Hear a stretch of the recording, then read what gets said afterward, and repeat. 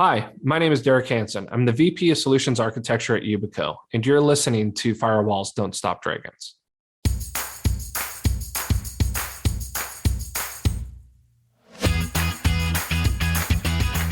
Hello, everybody. Welcome back to Firewalls Don't Stop Dragons. This is episode 277 for June 20th, 2022. We've got an interview show for you today. I'm going to be talking with Derek Hanson, who is a VP at YubiCo.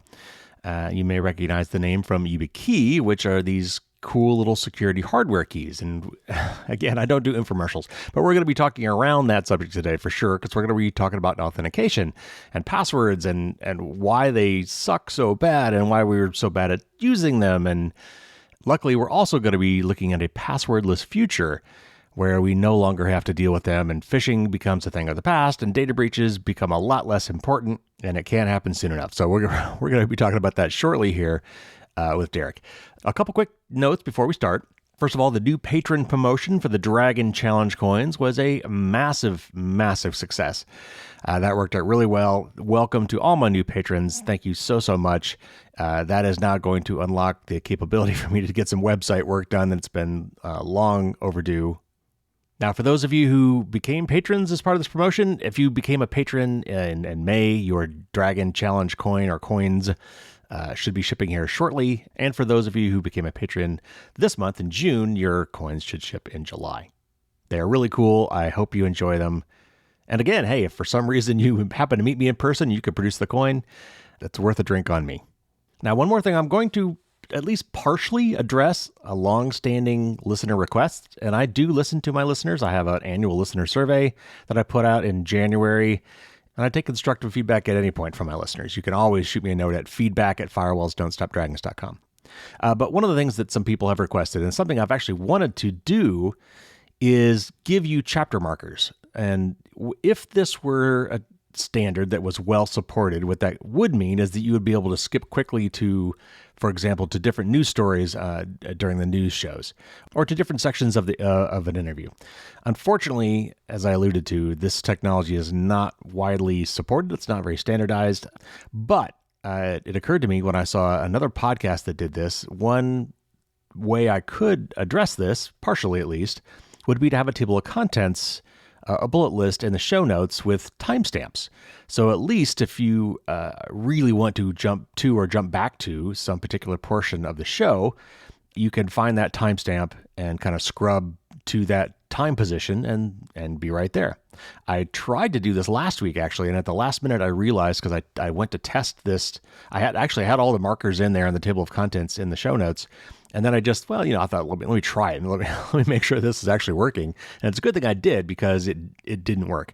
And I figured out over the course of the last week that the reason it didn't work is because I was using, and I don't want to get too technical here, but I was using variable rate encoding for the MP3 files for the show, and that threw off the timestamps. So I am now switching to constant bitrate encoding, and that seems to have fixed the problem. So we're going to give this a try, and you can look at the table of contents in the show notes, and you should see there a list of the major, chapters of each of my shows, and with timestamps, and you should be able to jump right to or right back to one of those timestamps if you wish. Now, I did mention that there was a nasty Microsoft bug that was out in the wild on basically every version of Windows. That has since been patched. It came out in last week's Patch Tuesday regular monthly Microsoft software update. So be sure to update. You should always update anyway, but this week in particular, be sure that you update your Windows systems. All right, real quick before we get into the interview, we throw out a couple terms in there that I want to quickly define. We talk about the W3C, which is the WWWC, or the World Wide Web Consortium. So you can see why we shorten that to W3C. Also talk about MFA, which of course is multi-factor authentication, and OTP, which is a one-time PIN. So with that housekeeping out of the way, let's get to our interview with Derek Hanson from YubiCo.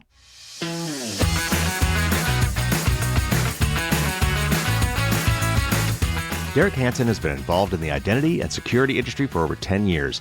He's been building networks and deploying computer systems since the mid-1990s, and now is an advocate for how you can best protect them. And he is now the VP of Solutions Architecture and Alliances at YubiCo. Welcome to the show, Derek.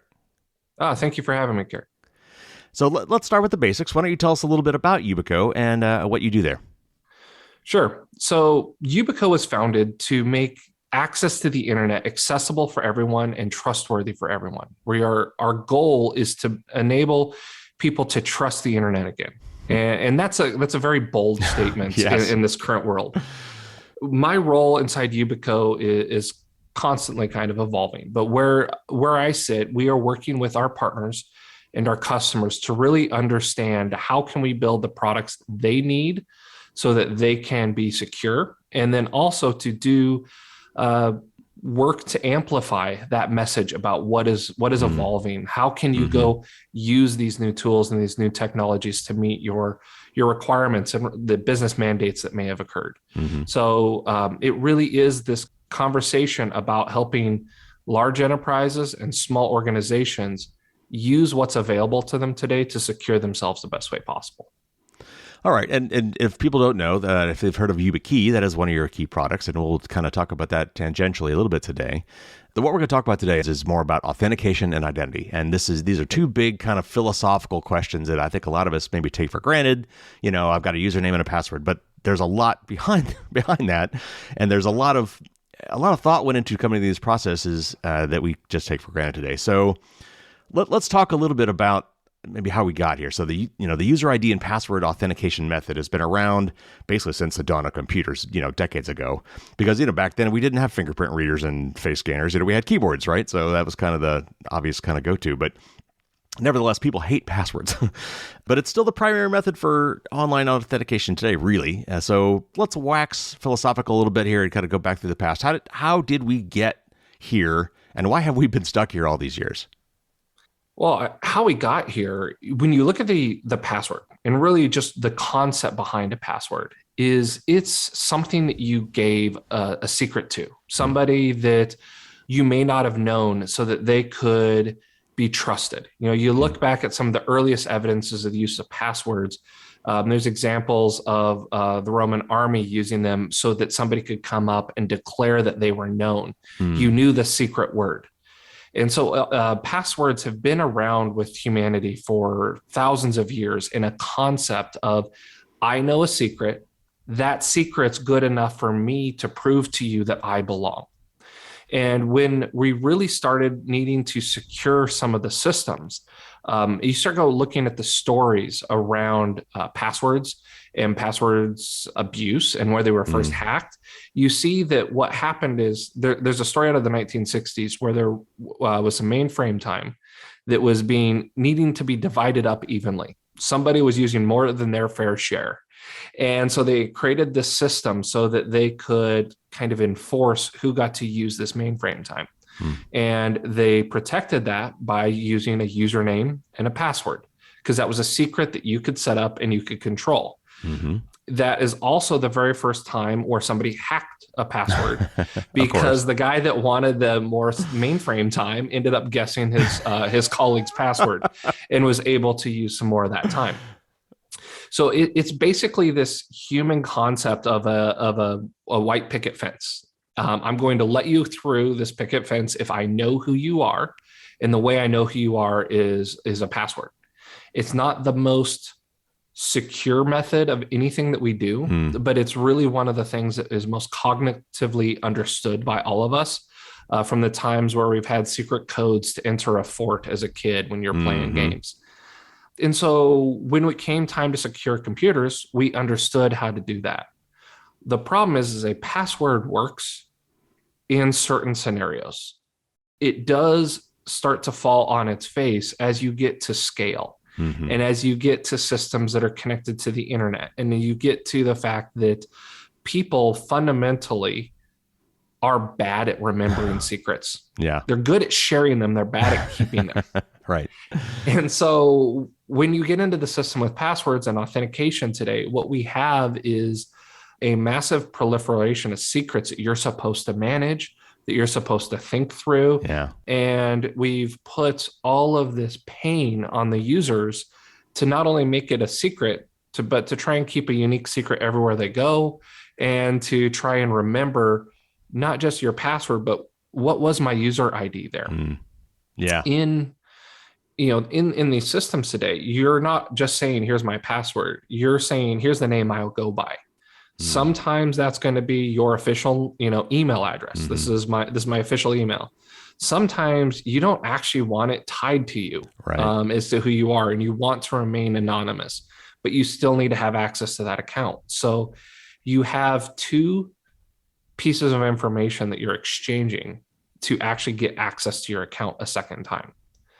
And so I think that's a key part of when we talk about passwords and authentication. It's about identifying yourself, and then here's the secret that really proves I am who I claim to be. Right. That to me is the challenge that we face today. Is it's not just how do I prove I am who I say I am, but it's that declaration of who am I? Who am I to you? And we've run into constantly evolving systems where it used to be you couldn't use your user ID as an email address because the mainframes that these systems were on wouldn't support an @ sign Right. in the user ID. It was too long. Right. We've gotten better, but we're still at fundamentally the same spot where you have to identify yourself and then you have to actually use a secret. Well, and I think one of the things you said there was also key that it is part of this evolution is we went from, it's one thing to know the secret handshake when you go to the clubhouse, right? But you've got to know where the clubhouse is and you've got to be there.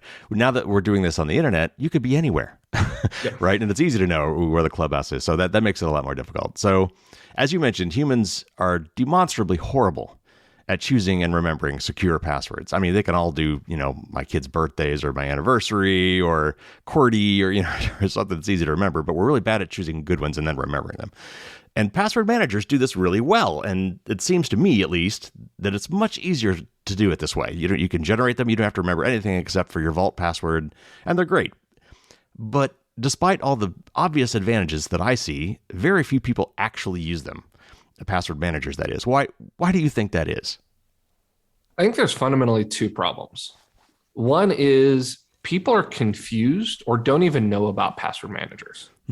As a computer security industry, we have made a habit of mocking people's password journals. Yes. They are insecure. And we constantly have gone out and made the problem of securing yourself online something that was worthy to make fun of somebody else. And we made it difficult for them to understand. In addition to that, we built some tools, and I think password managers are a great thing. The hardest thing that we've done in my family is we've got a password manager in our family, and I am very comfortable with technology and very deep with the security side of things. My wife does not care about this at all.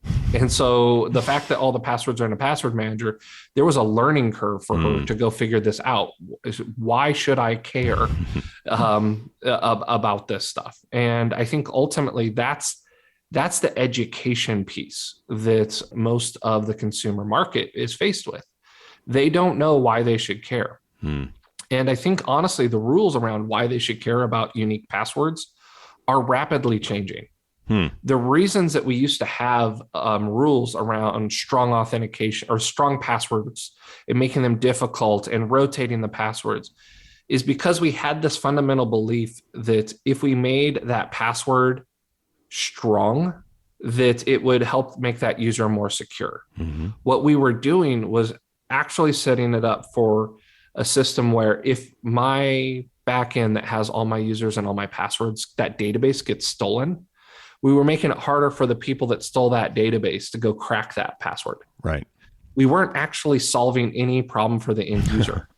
We were solving a computer science exercise for hackers. And so it's confusing to people. Why do I have to do this? Well, you told me I had to, or I can't sign up. So, okay, here I go.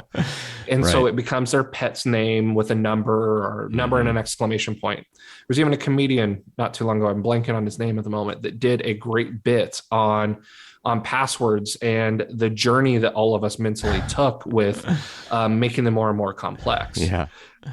But I say all that is password managers are the best tool we have available today to synchronize passwords across devices, across family members. It's extremely difficult when our kids went home from school during the pandemic and they all ended up with 3 or 4 different accounts they had to sign into. Yeah. And we were trying to swap, okay, you're using this device today, you're using that one, Right. and you're just trying to figure out, how do I sign each of you in just so you can do school? That became a huge burden on us just because the passwords were difficult to manage. And so I think there are some great opportunities with password managers to make strides into making this more accessible for people. And I believe some of them are doing a phenomenal job, which is why I'm a customer of at least 2 of them. Right. So, yeah.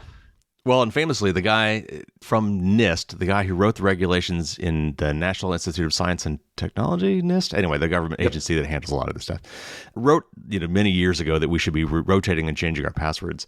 And he famously recanted that several years later when he's like, you know what, I thought it sounded good when I did it, but he didn't have a real reason for it. And it turns out that just made things worse, right? Because people would come up with one password and then they would change it by adding a different number at the end of it, right? So they really weren't. They would technically met the letter of the law when creating these passwords, but the spirit was totally broken, right? Absolutely. And I think NIST with passwords is continuing to evolve. For your listeners that don't understand what NIST is an organization. It's the National Institute of Science and Technology, like you said, that reports up to the Department of Congress under the executive branch in our government, in the U.S. government. And so what NIST does is they write the standards for how the U.S. government implements their systems. And it's really standards for implementation. The journey that NIST has been on over the last especially the last decade, has been to evolve a lot of their documents a lot faster. These government documents could stay stagnant for a while because technology wasn't evolving as fast as it was. The problems right now with attacks against passwords and attacks against people are growing exponentially. Yeah. And so they are continuing to evolve. And you will see in this next year them provide more and more guidance to achieve a higher and higher standard. The goal here is not arbitrary policy like that password policy was. Yeah. The goal here is actual systemic improvement for people around how they're secured, both as a citizen accessing government services and as our government employees do their work in service of the country. Yeah, I mean, again, I usually try to avoid politics on the show, but I mean, I think you gotta hand it to the current administration. I think they really have stepped their game up in terms of cybersecurity and communicating more, not just with companies and their own federal agencies, but also to the public about threats and how to respond, and their shields up stuff and some of the other executive orders. It's long been overdue, so I'm glad to see that. And NIST is certainly part of that. Yes. So when people think about things they could do differently, some other alternative to passwords, a lot of people like the idea of using biometrics to authenticate, fingerprints and face IDs. We're used to this now on our phones, modern phones, for example, because you can't lose them, or at least not easily. I mean, whenever I talk about this in my book or the class, I talk about, the classic spy movie where I pull someone's eyeball out or I cut their finger off for their fingerprint, right? So it's not that it's impossible. It's just that it's not easy. And you can't, like a password, you can't forget it, right? I mean, you don't have to worry about remembering your eye shape or your fingerprint, but you also can't change them, right? Like, for instance, there was a government agency, I always forget which one it was, but the whole password database for that agency was leaked. So all those people's fingerprints are now out there somewhere in China or whoever it was that ripped them off, and they can't change their fingerprints. So are biometrics really more of a user ID than a password? And if so, is there a role for biometrics to play in an authentication system? Oh, you set me up perfectly. So I love to talk about biometrics and what their roles are, what they're good at, and where the downsides are. So you set up perfectly the conversation about identifying versus authenticating. And so biometrics can be used in 2 different ways. A lot of the usage of biometrics that we think about is identification. We see an AI program that helps identify who you are as a person, maybe based upon that eyeball or the way you walk or the iris scan. There's a variety of ways that we use biometrics to identify people. And that's where that database of centrally stored biometric data becomes a big risk. Centralized usage of biometrics is about identification. Who are you? Biometrics for authentication is different. So what happens with biometrics for authentication, if you look at the WebAuthn standard, WebAuthn is a new standard created by the FIDO Alliance and W3C around how users can authenticate. And the whole purpose behind that FIDO standard that became WebAuthn is that the user's privacy must be preserved. And the concepts there are that the smartphone you have, the biometrics always stay on that smartphone. And that biometric is used to unlock something else. It's not sent centrally. It's not in some database somewhere. It's tied to the sensors in that device. And because it's tied there, if your device is stolen, they would have to extract it from that device. But there's not some big central database of that template out there so that can be stolen. And the concept here is really around there's something on that device, a key that is on that device that is unlocked. And we start to, in this WebAuthn protocol and this use case of passwordless that you hear a lot about, the scenario of using your phone becomes a lot like going to the ATM. When you go to the ATM, you plug your card in and you enter your PIN. Your PIN unlocks the card. That PIN isn't sent back to the bank somewhere. It unlocks the card so that the card can do what it needs to do to actually give you access to your account. Right. Your credential that sits on your phone that is protected by that biometric is exactly the same thing. It is a key that is on your phone that is unlocked by your biometric. However, biometrics have some problems. As you stated. And it's not just if they're centralized. They're also not, they're getting better, but they've not been very good across gender, ethnic boundaries where certain ethnicities may not have the same ridge depth and fingerprints. Or, you see a lot in the news right now about the cameras. Are they able to treat people that have different complexion skins the same way? And so we run into challenges with biometrics. And so that's why I call them a lot of times a convenience factor. Because what happens is if that biometric fails in this new standard for passwordless called WebAuthn, if that biometric fails, it falls back to the PIN. And this could easily be as simple as you go in. If you've ever gone in, try to unlock your phone after you've washed your hands or something where they start to prune up a little bit. Your fingerprints just don't reliably read based upon the environment you're in. Yeah. And so we use biometrics in authentication on the device to unlock the credentials so that the user's privacy is maintained. But we also have to treat biometrics as a little bit more of a convenience factor that has some inherent security properties to it, but knowing that the fallback is I've got a PIN that unlocks that device. Yeah. And the great points. And what I think a lot of people don't understand with a lot of these techniques is these things are held in what's usually referred to as a secure enclave, a special security chip on the device. So even if someone were to steal that device, it's supposed to be, it's probably not impossible. Nothing in security is impossible, I'm convinced. But it's really, really, really hard to get that information out of that chip. And it all stays locally, you're right. And so they've come up with these really fancy technical processes to do queries, to this device that lets you figure out whether it's a match without actually getting the match data out of that chip. And you're right. The fact that it's all local to the device makes a big difference. And that means you have to have the device. It's something you can't do from Russia, right? You have to have your phone to do it. So okay, yeah, that's a great insight. So you mentioned passwordless stuff. So let's start talking about some of the more promising alternatives to these password-based systems, because again, people hate passwords.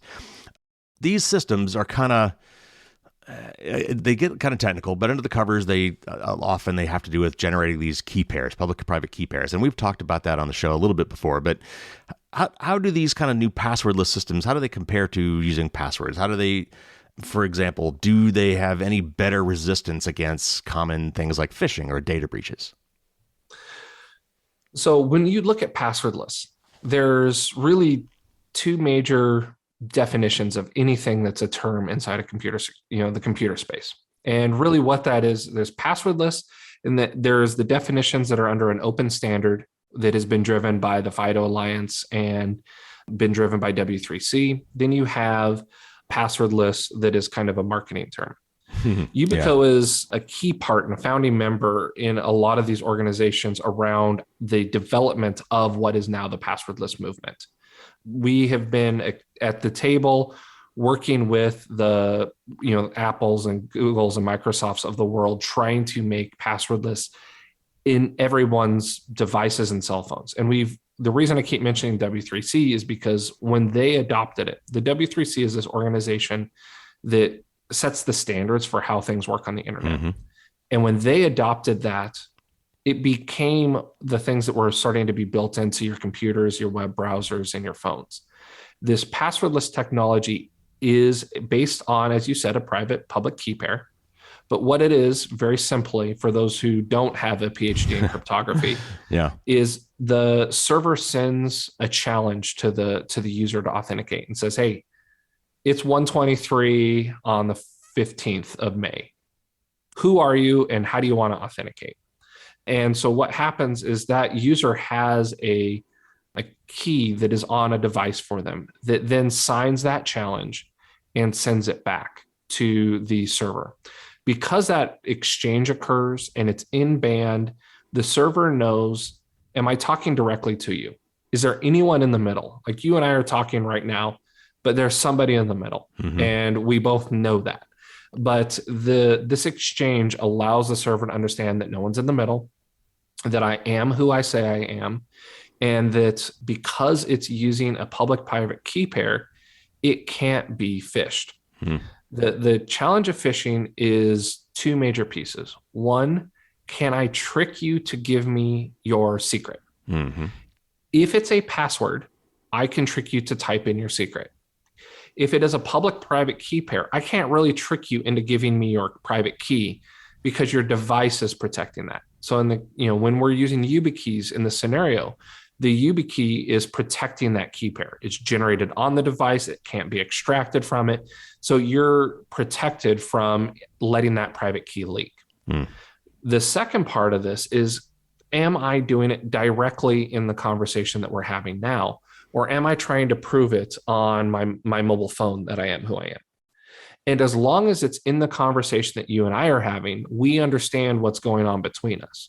If it's on a device over here, I can be confused or tricked or encouraged to sign and hit yes. Right, yeah. Just because I've gotten a bunch of prompts. Mm-hmm. If you go look, there's been a bunch of press lately around people getting phished on apps because they have been pestered with authentication events. They're just like, shut up, let me in. Right. And they just start hitting approve. And now the attacker's taken over the account. Hmm.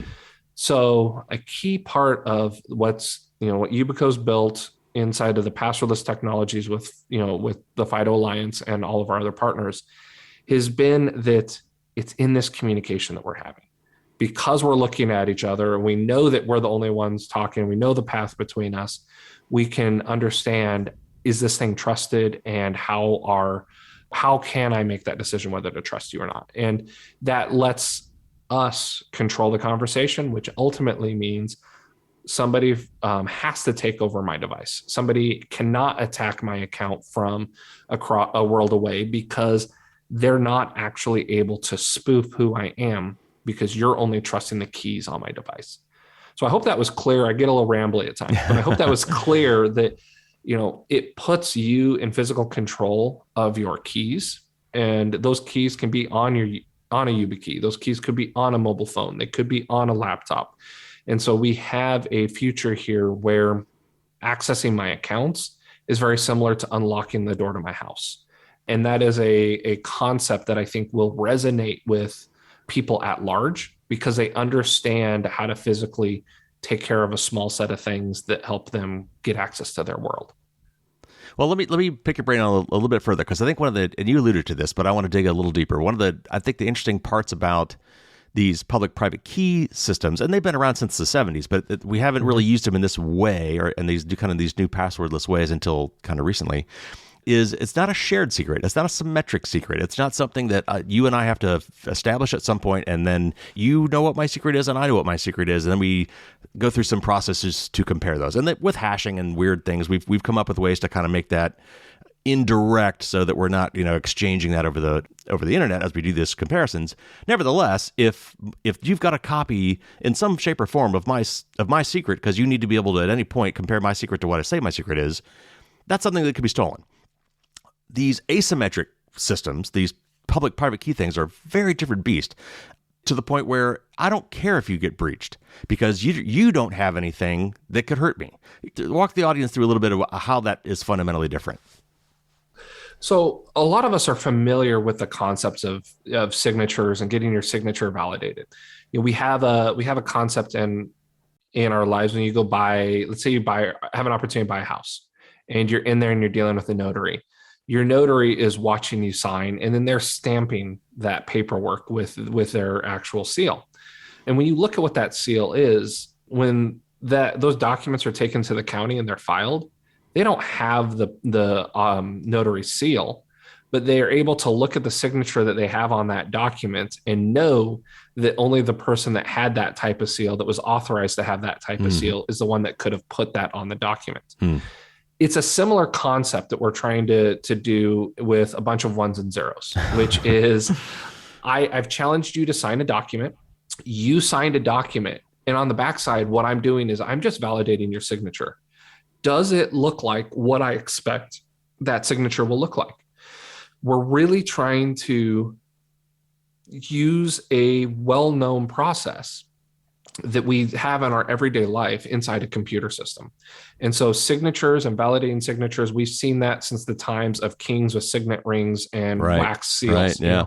The concept has been around for a long time. I have a key. I'm able to imprint my mark, my seal of approval on this document. And so now you can know it's authentic. The difference is when you're comparing a secret, like a password, you either got it right or you got it wrong. You can enter the clubhouse because you know the secret phrase. When you're looking at a signature, what you're comparing is it authentic? Does this look right? And so you have a lot of signals that we can start to use to understand, does this look right? And one of those is, have you shared with me a copy of what your signature will look like? So I can mathematically validate, yep, this is your signature. It's not somebody who tried to spoof something that looked like it. And the way public-private key pairs, and I'm trying to avoid going, crypto 101, 201 here. But the way public-private key pairs work is they are a one-to-one match. It's a cryptographic match that only that private key can produce a signature that somebody can use that public key to validate. And so protecting that private key and that the math behind that is a very well established and understood math. It is a foundation of all of our internet. Yeah. But it is something that at the end of the day, it comes down to, is this authentic? And we use that signature and that public key to validate that, yes, this is authentic information. I can trust it. And therefore, I'm going to let you in. All right. So you've already mentioned a couple of the proposals that are out there, FIDO and WebAuthn and whatever. Are those the most promising proposals right now? Are there competing proposals? And then, the nice thing about standards is there's so many to choose from, right? Yeah. So, somebody famous once said, how close are we to settling on a standard? I don't think you'll ever settle on a standard. I'll just be honest. I've been around enough of the standards agencies, and I deeply respect the people that are looking at what we are standardizing and how we're doing it. The challenge is all of us want to use the internet a slightly different way. And so standardizing personal choice is incredibly difficult as a concept. So, where we are with WebAuthn and Passwordless, really WebAuthn is in the FIDO Alliance. That is the best chance that we have of making a globally adopted solution for a phishing resistant, easy to use authentication solution for the masses. What we did inside the FIDO Alliance and building that standards, working with everyone and getting it interoperable, and that standard let us make sure that the services that you're using and the keys that you're using, the devices you're using, can all be used across these platforms to actually sign in. It's in its early stages. When you look at it, passwords have been around here since the 1960s, as we said. Right. So they have a 60-year head start on maturity. These technologies for passwordless and really the FIDO Alliance protocols that have become W3C and the concept that we call passwordless have only really been around for several years. And so we've got some maturity, we've got some gaps to close for them to be ubiquitous. The reason passwords are so hard to kill is anywhere I can type in a word, I can type in a password. Right. It's the lowest common denominator. Yeah. It is. And I mean, if a keyboard works, you can get in. And there is a higher bar for us to make all of this passwordless technology work. That said, what we're seeing on roadmaps, what we're seeing on the actual applications is it's all coming together. And you will see a rapid adoption of passwordless authentication over the next several years because people are starting to understand not just how bad the experience is of passwords, but how vulnerable they are with the passwords. We are seeing anybody that's involved in the crypto world start to understand the risks of SIM jacking. If I'm using an MFA system that we've had available for a while to get an OTP code texted to me, and somebody is able to reroute my text messages to their phone, now they're able to take over my account and steal my money. Yeah. We're starting to see these attacks become commoditized, right? Which is a scary conversation. Yeah. I don't know how much, the people that are listening know about, there's a product out there, called Evil Engine X. And it literally is something that you can stand up and build a phishing site with scripts. And I'm fairly certain they have a help desk that you can call and get help on actually how to set up my phishing attack. It has become a cottage industry. Absolutely. Yeah. And so if I can get a help desk and I can just stand this up and I have a support contract for phishing you, we understand that the underlying technology is fundamentally flawed. And so I think what's happening is you're seeing awareness rise of the problems in your average consumer base. You're seeing, as you said earlier, the US government has taken some bold stances around what they need to do.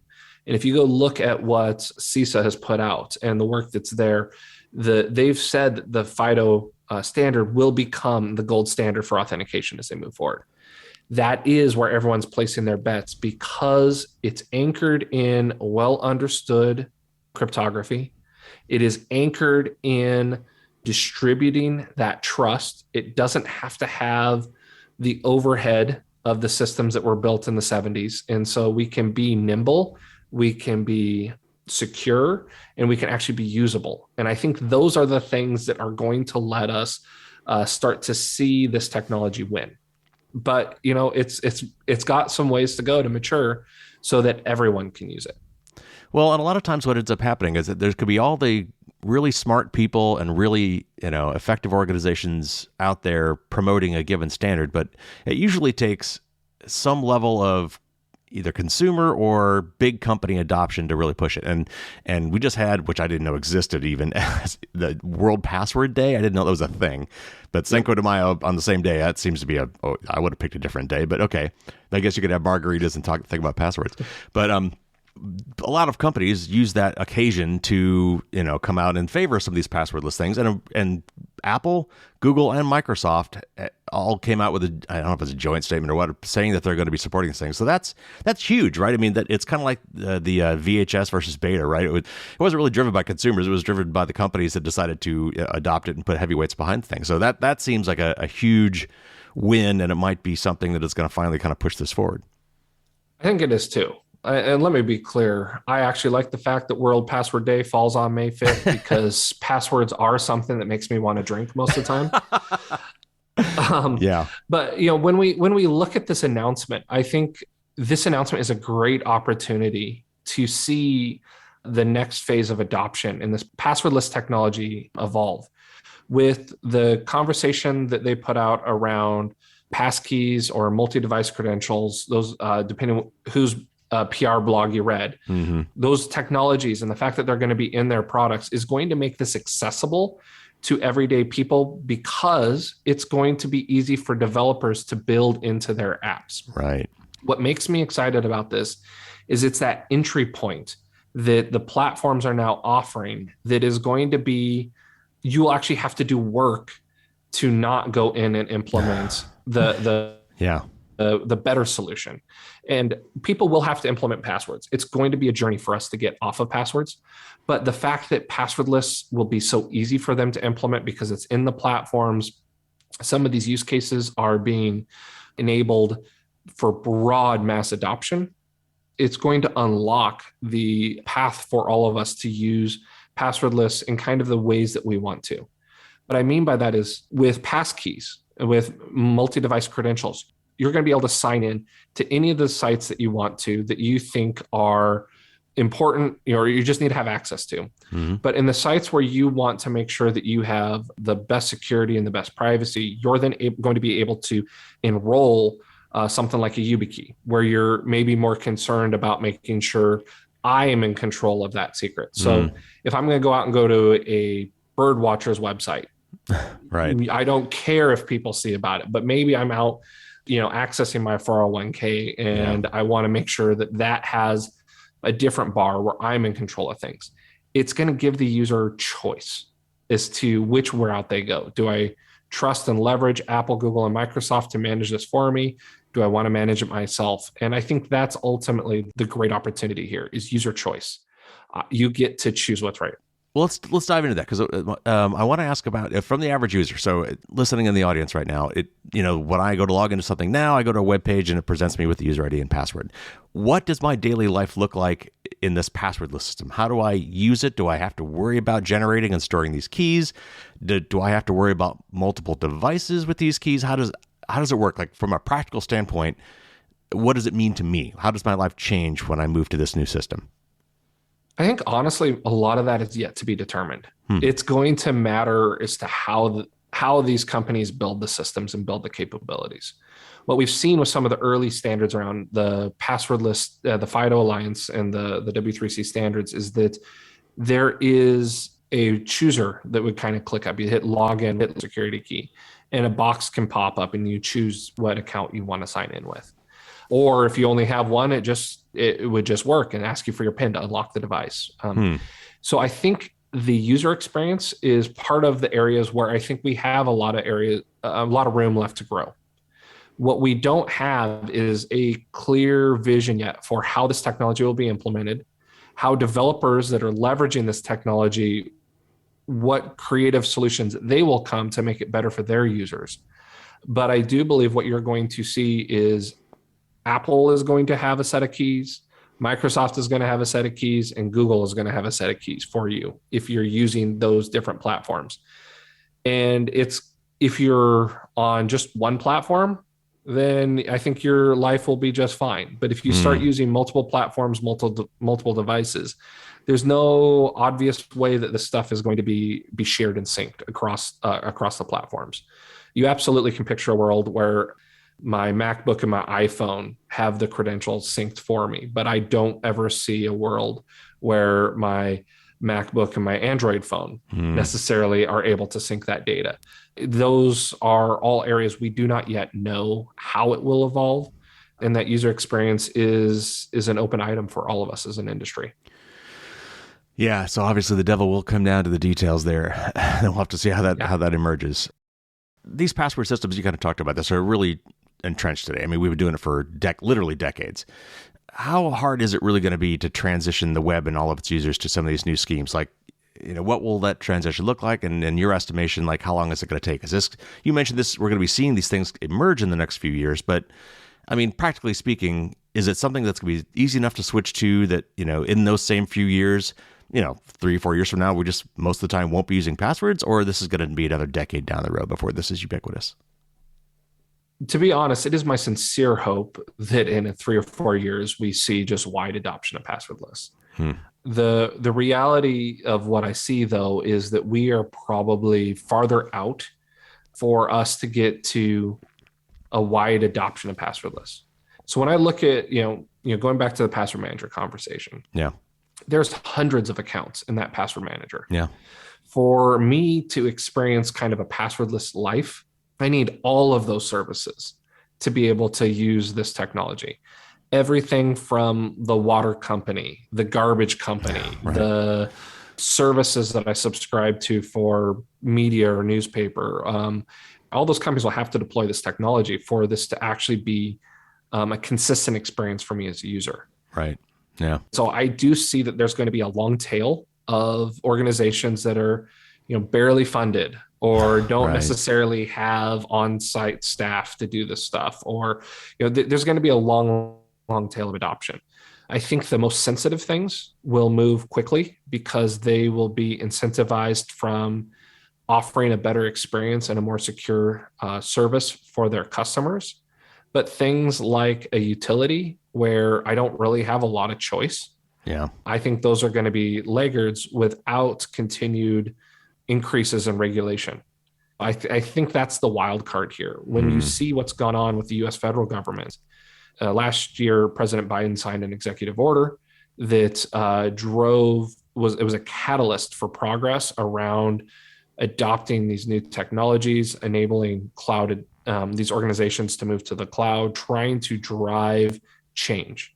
If we don't have those same catalysts in the local sectors, we won't see the change for a very long time because it's hard, it's going to cost money, and the education of consumers is also going to be a difficult part of that. No one really wants to be first if they end up having all the help desk calls. And so I think we're seeing the platforms move. There's a lot of services out there that use FIDO and it build great scenarios for using it. You can go out. I think Best Buy has WebAuthn built into their website. I think eBay has it as well. And you start seeing these commerce environments where they're worried about user friction. Yeah. They're starting to adopt it because they see the benefit of here's more security and here's a better user experience.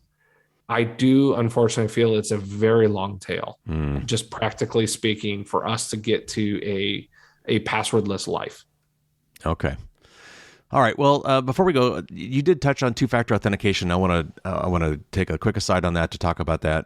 First of all, there's several methods today, and we've been presented with them. Most people now are seeing it because they're banks or somebody is requiring them to do it. Apple's been pushing it a lot. Some of them are SMS, which you talked about that. And there's these time-based PIN codes, and there's, of course, hardware keys as well. So if I want to enable two-factor authentication, what should I be thinking about? How do I evaluate which of these models I want to use? Because a lot of these services offer all the above. How do I choose which one is best suited for me? And in this passwordless future, do I still need two-factor authentication, or is that no longer needed? So let's break this up into a couple of parts. Okay. Let's first talk about what two-factor authentication is, because I think I want to make sure we have a good foundation to build on. When you go back to NIST, who we talked about earlier, they kind of define the factors as something you know, something you are, and something you have. And so something you know is a password or a PIN, like you unlock your debit card with. Something you are is the biometrics, which we previously discussed. And something you have is a device that you have or a hardware key, like you mentioned, like the YubiKey, where I've got something physically in my hands that I possess. When you talk about two factors of authentication, it means to sign in, I'm using two of those three options, at least. If you're listening to this, please, anywhere you see turn on MFA, go turn it on. Yeah. It doesn't matter what the MFA is. Some MFA is better than no MFA. It at least creates a hurdle that means you're more work to attack than somebody who doesn't have it turned on. Yeah, right. Okay, so I want to start with that foundation of like turn it on, and then let's start talking about what's the best way to turn it on if you have options. A lot of services don't actually give you an option. It's give us your cell phone number, we're going to text you a code. Right, yeah. And one of the really cool things that people did over at Apple I thought was great is when you're getting a text code for an OTP MFA, it shows up on your phone as you know, type in this OTP right from the messages. Ricky over there did a great job getting that feature out to market. So what I want to see is people adopting MFA. Now, when we start talking about what's better and what's worse, it really comes down to there's two classes. There's going to be phishable MFA and the phishing resistant MFA. When we talked about, you described like SMS codes, PIN codes, OTP tokens where I can type in the password. All of those are based on a secret, and it's a symmetric secret. So all of the one-time passwords that you type in are all phishable. So how you do with it, turning them on is better than not, but choosing one from the other, it's really up to you as to your user experience you want. I use the YubiCo Authenticator app with our YubiKeys because it keeps all of my codes in one place. I don't have to remember where I've registered them, what I've set it up, and it gives me a really nice experience. But That's not always available. Mm. And so there's a lot of services. I have a SMS that comes to me, and that is better than nothing. And I think that's one of my key takeaways here Yeah. is do something, don't do Yeah. nothing because you don't know what to do. The other part of it is when we talk about passwordless and we talk about phishing resistant, a lot of the passwordless technologies are a true MFA solution, like that debit card. That's why I keep going back to that example is I have a device and I have a PIN that unlocks it, or I have a biometric that unlocks it. And so the device I have is something you have. The PIN could be something I know, or the biometric is something that I am. Mm. So by definition for those use cases, it is a multi-factor phishing resistant authentication. And the really cool part that a lot of people aren't talking about from the executive order is that by 2024, the federal services that are out there that are offering services to us as citizens are required to enable us to choose a phishing resistant authentication method. Mm. So it's not that they have to go only phishing resistant, but they have to allow us as a security or privacy aware citizen opt in.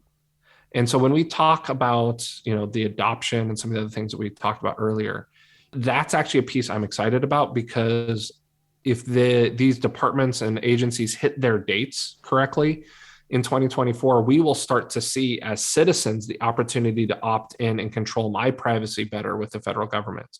This would impact everything from the IRS to, when you go fill out for a global entry card or something. Right, all yeah. of these services could have a real actual impact in our day-to-day life. So, okay. So last question, given everything that's actually available and functional today, we've talked a lot about things that are coming down the pike and in the future, but given what's there today, what would you recommend to the audience for securing their online accounts? What, your neighbors ask you, your family, you're at a cocktail party and someone knows you're a security guy and they ask you the question, given what's available today, what is your kind of go-to recommendations for securing your online accounts? And you kind of mentioned some accounts might be more important than others. So, maybe how do you evaluate which ones I want to go that step further with?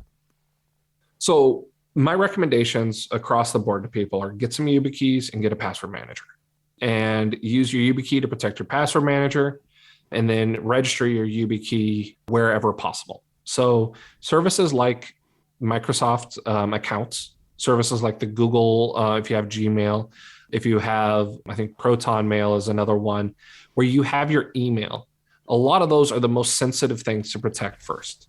So get that password correct and then register that YubiKey as a FIDO authenticator. And so what happens then is you've locked down your most sensitive account, which is your email account. The reason it's the most sensitive is all your other accounts will use your email to send you password resets. Right. So it's kind of that thing that you have to protect first. And you treat this as kind of rings. I protect my email first. I protect my password vault second. Once I have both of those things set up, then I start bringing in more and more data into these tools. So I've registered my email address as my user identifier. I'm using email for things that I trust more than I'm using SMS. And so, I'm leveraging that security to the best I can. The Outlook.com, because they're able to use a Microsoft account, because it's able to go passwordless, you can get that phishing resistant passwordless authentication for email there. I'm fairly certain Proton Email offers it. And I know there's others where if you want to opt into different services, you can maintain both privacy and security. And so I think there are some significant benefits to people by starting with a password manager and protecting their email with YubiKeys.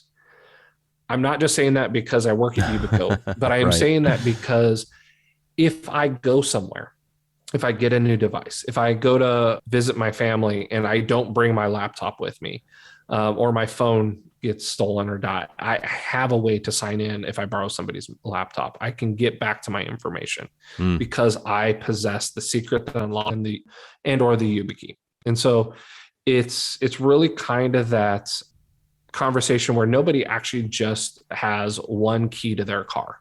I recently bought a used truck, and the thing that's making my eye twitch is that my kids will often take my keys for that truck. and I only have one key for it. And that's why my eye is twitching. Because if they, I love them, but they're going to lose it. And so if I can't find it and I need it somewhere, I'm going to have a problem. And so I think ultimately that's what you're trying to do, is you're trying to set yourself up so that no matter where you go, no matter what situation you get in, your information's protected and accessible. And so I think that's why I give that recommendation back, because password managers are the only ways to effectively always be able to access your secrets. And then the email. And so if I can protect that and my email with a YubiKey, I've really done a good job of protecting myself the best way I can with what's available today. Since you mentioned YubiKeys, I'm sure a lot of my audience is probably actually not familiar, even if they've heard of them, like how they actually work, like on a day-to-day basis. What does it mean to have and use a YubiKey? And you mentioned having a backup set of keys. I'm guessing it's also important to have a backup YubiKey. Absolutely. So let's talk about how a YubiKey works first, and then we'll talk about how do you make sure that you're protected against, being a human, because humans will lose things. So first, how a YubiKey works, there's several different ways that a YubiKey can be used for you. One, it can be used to manage all of your one-time passwords that you could use to sign into a website. For example, we do some shopping with Amazon. My one-time passwords for Amazon are on my YubiKey.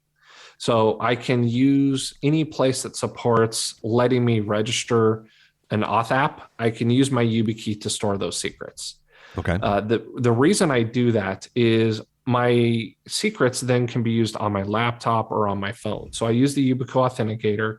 I plug my key in, and up pops the one-time password I need to sign into that site. And this key, by the way, let's be clear. This key is a USB device, so it looks like a flash drive. It does. It looks a lot like a flash drive. It is a key that I keep them on my key ring. I have several around for me at all times, but I keep it on my key ring, and it's always with me. And so sometimes I need to be able to sign in, and I'm on my phone, and let's say I was at my kid's soccer stuff and I'm looking at my phone. I need to sign in. My session's failed. I'm able to either tap it to the back of my phone because it works over NFC, or I'm able to plug it in and actually use it that way. Okay. What we're trying to do is create something that's very easy to just plug in, open the app, and sometimes you have to touch the key. There's a little gold disc on the YubiKeys, and that's to prove that you are physically there and that we can't have malware or something else on your machine actually generate the secrets. Right. So we want to make sure that you intend to use the device. And so our key is very simple. You plug it in. When you're done, you unplug it. And it's been a very widely adopted solution for one-time passwords because it avoided a lot of the other steps that people are going through. They found it to be faster. Now, that's one way of using the YubiKey. Another way is what I talked about with the passwordless technology. And in that case, the YubiKey works the exact same, where you tap it or you plug it into your device, and you're able to then just follow the prompts on the screen about how you sign in. And so the computer will tell you to insert your security key. You plug your YubiKey in. It'll tell you to tap the button on it. You touch the button, and you're signed in. A lot of times I use the word security key and YubiKey interchangeably. Security key is what the industry calls it. It's a lot of times it's kind of like Kleenex though. Right. That's, the image looks like a YubiKey. It's a very simple thing where you just go, yep, I know what I need to do. I go get it out and I touch that. But then let's go back to the human side of this. We are all humans. We will lose keys. It's inevitable. To that point, my wife has a keychain that literally says, one of the little things that hangs on is that these are the keys I haven't lost yet.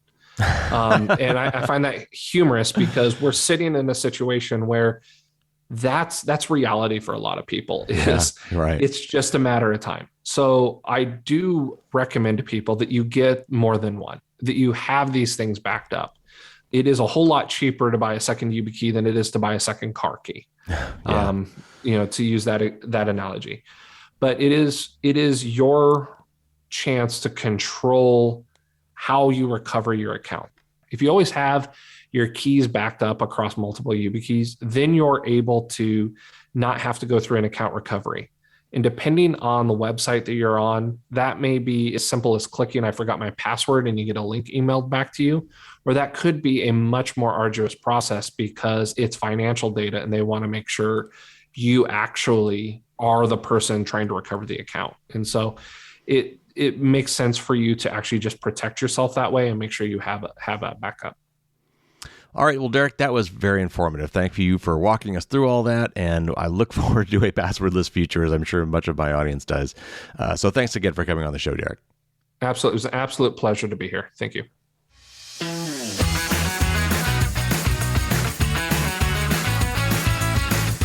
Big thanks again to Derek for coming on the show. That was a lot of fun.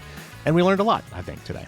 And more than anything, this passwordless feature just can't get here soon enough. So I will keep you posted. But I'm sure you will be hearing about that, because if this starts taking off, it's going to be pushed at you left and right. And we could only hope that the three major players involved here, Google, Microsoft, and Apple, will work together to have a common standard to allow you to use these across all of your devices. Fingers crossed. Now, I did kind of garble the story about the fingerprint database being stolen. In one sentence, I referred to it as both a password database and then talk about fingerprints being stolen. It was a fingerprint database. They had scanned the fingers of 5.6 million employees at the Office of Personnel Management, or OPM, in the U.S. government, and that database of fingerprints. And so those people have their fingerprints actually out in the wild, and the bad guys have them. That's not good. And that's one of the reasons that biometrics really is not a silver bullet for authentication. It's really more about a user ID than it is a password.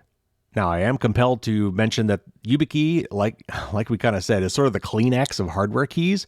But if this is something that you're kind of willing to do, if you want to really have, top-notch security and you are comfortable carrying around and having with you at all times one of these hardware keys, YubiKey is one of the big names in this business. There are others. If you want to look into it, there's one called SoloKey. So if you really want to kick it up a notch, if you really have something that you want to protect, hardware keys are a great solution for that.